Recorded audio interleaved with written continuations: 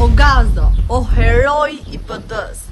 Deputetja 27 vjeçare Zeqi Neca Ushi është një nga personazhet më të komentuara të legjislaturës aktuale, jo për arritjet politike, po për gafat publike dhe debatet e bushme, sidomos momenti viral me gazmembarin me shprehjen e famshme Gazo, e kishe mbyt sheshin e Fierit sot. O Gazo, po s'ka nevojë ta marr vesh çdo ditë e gjithë dynjaja që ti nuk njohe kur. Dhe pse u fut në listat e Partisë Socialiste një qarkun fier, ajo nuk e fitoi mandatin me vota, por e siguroi pas dorëheqjes së kandidatit më të votuar.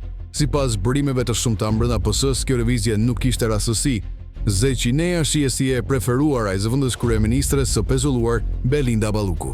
Aktualisht deputetja paguhet me 5.000 euro në muaj, duke përfshirë dietat, bonuse, strehimin, karburantin, telefonin dhe privilegje që vijojnë dhe më pas përfundimit të mandatit si pensioni i posaçëm. Por profili i saj profesional përpara zgjedhjes ngrej një sër pikpyetjesh.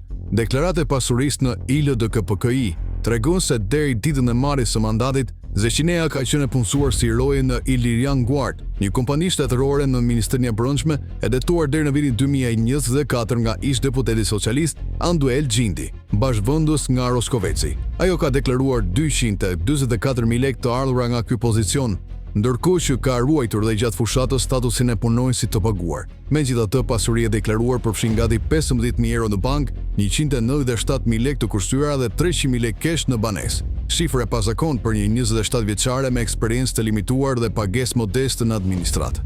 CV-ja e saj tregon disa pozicione të tjera si specialiste tek emergjencat civile dhe krye inspektore e IMT-s, ku emri i saj është përmendur shpesh dhe çështje të dyshimit të abuzimit me detyrë.